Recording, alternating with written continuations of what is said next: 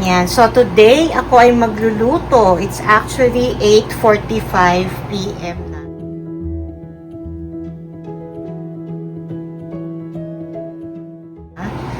This is for tomorrow. Lagi kong hawak ang cellphone ko kasi yung stand ko is magaang. Di ba bago yung phone ko nung December yata yun? So, parang bumabaksak siya. Inahanapan ko pa kung gusto ko pang bumili o paano kasi hindi ko maalis yung tong case. Papaturo kay husband. So, yan. Meron akong panggisa, garlic, onion, tapos meron akong konting carrots, konting bell pepper. Ang bell pepper yung tinatawag nilang sweet pepper o kaya yung capsicum. Tapos, meron akong cauliflower, may roasted chicken. This is not leftover kasi bumili talaga ako ng roast chicken from Costco kasi mas mura siya. And then I have pea tips here. Yan. And ito pa. Meron akong sotanghon. Hindi ko pa alam kung anong mangyayari sa lulutuin ko. So, tignan lang natin. So, ayan. I'm sauteing yan. Garlic, onion, and then I add celery. Wala yan sa pinakita ko kanina. Marami kasi akong celery. Why easy cooking with Irene? Because, yes, cooking, you have to be patient too, but there are dishes like this that is very easy to do. Yan. So, ito ay parang gisa-gisa lang ang gagawin natin. Lalo na kung sa bahay lang kayo, maraming pwedeng lutuin and I can teach you mga tips para sa pagluluto. Kung napapanood nyo yung iba kong mga videos. So, lagay ko na yung chicken.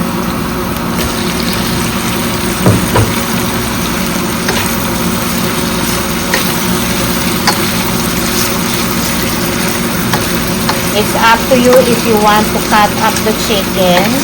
But I shredded most of it. But this one is still buo.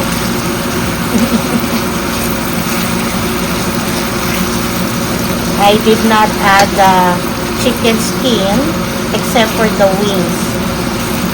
Kasi mahirap namang himay-himayin. If you have questions regarding my cooking, don't hesitate to ask me in the comment section.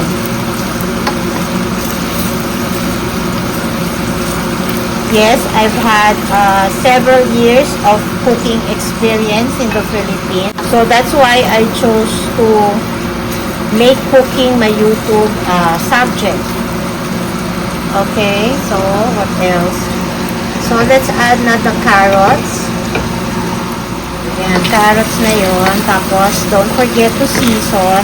I added magic syrup, but if you have cubes, chicken cubes, use chicken cubes or fish sauce or oyster sauce if you want. Don't add oyster sauce if you're cooking like if your dish is not Asian origin. Easy cooking din dahil meron akong mga napapanood minsan, pinapahirapan nila yung nanonood.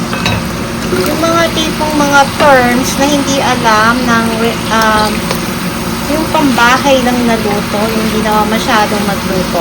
Huwag nyo na akong pahirapan kung isasabihin nyo yung mga ingredients or terms na mahirap, na alam nyo namang hindi alam ng Pinoy, lagyan nyo naman ng caption na yun yung ibig sabihin, diba?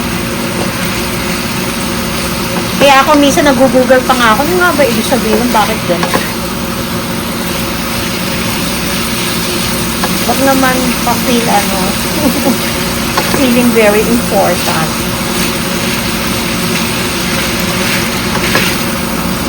This is just sauteed veggies. Naku, natanggal na sa sauteed veggies with chicken.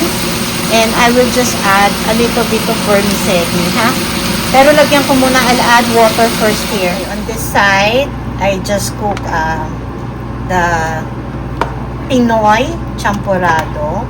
Ito nga, minsan sabihin pa, oh, I'm cooking chocolate rice. Sabihin nyo na champurrado.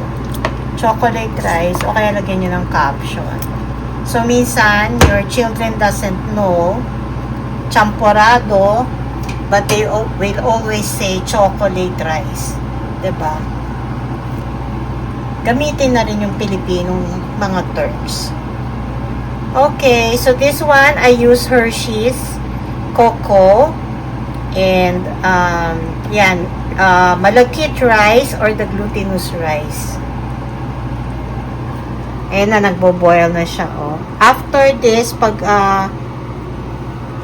almost cook na yung cauliflower, I will be adding the bell pepper and then the vermicelli. Let's add na nga the vermicelli. Vermicelli, isotang hon, okay? Konti lang. Haluin ko lang. So, I added dark soy sauce. You can add regular soy sauce or fish sauce, but don't forget to add little by little and taste it. And then, this one is ground black pepper. You can use white pepper if you want. I added the bell pepper, stir, and let's cover this first. Ito, in-add ko na yung vegetables. Pwede kayong maglagay ng kangkong o kaya kangkong leaves or spinach.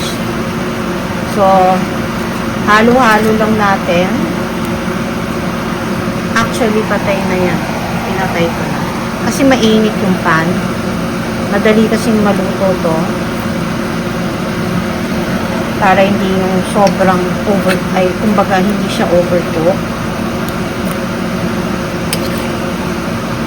Don't forget to taste kasi limbawa yung roast chicken nyo, maalat na. Tapos nilagyan nyo pa ng seasoning. Katulad ng nangyari sa akin ngayon. Alat na kasi siya, tapos naglagay pa akong seasoning.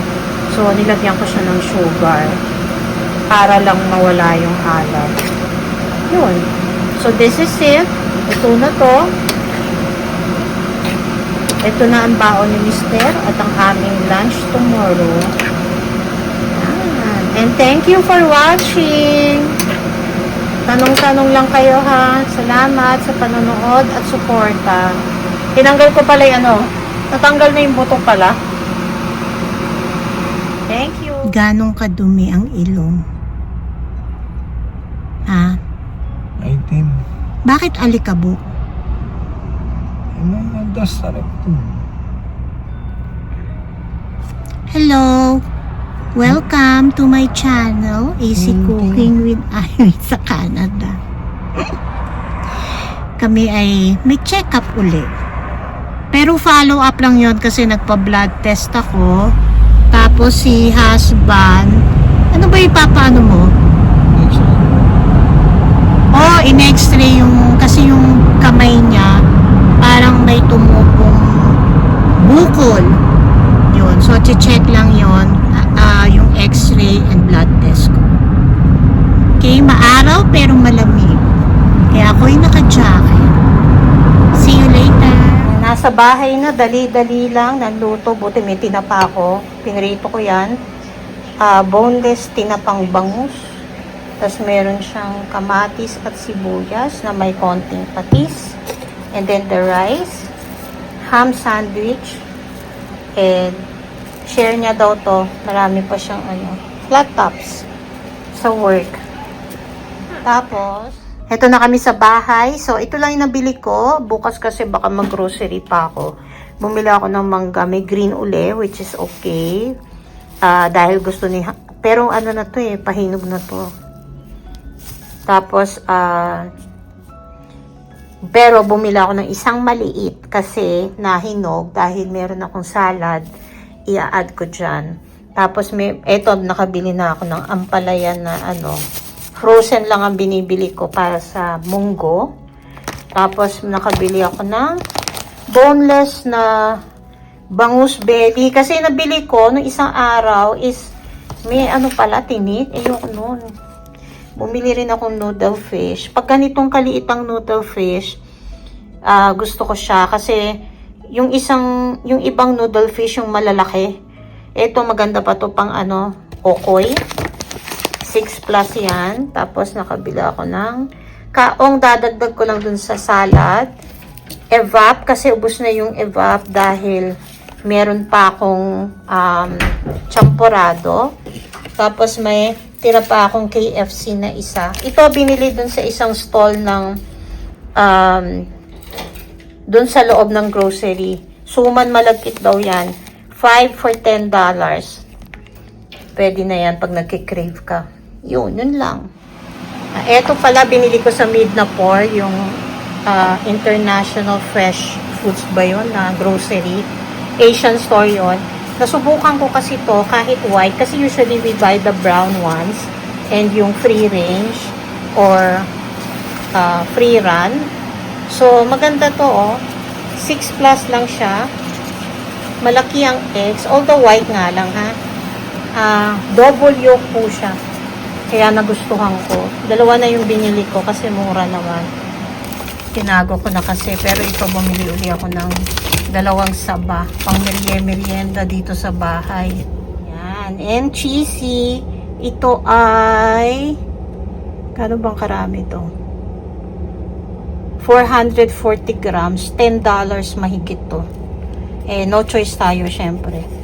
Gusto to ni husband minsan sa kanyang tinapay. Ito, sarap. Hinahati-hati ko to yung mga dahon. Kasi bumabara sa lalamunan.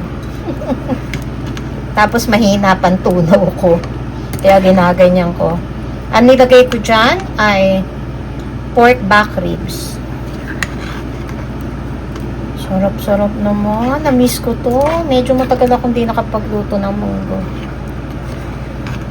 Masisihan ang asawa ko. Favorite niya yan. At naalala ko si daddy ko, si Daddy Lando, kasi paboritong-paborito niya dati ang munggo. Ewan ko lang ngayon. Tapos na to.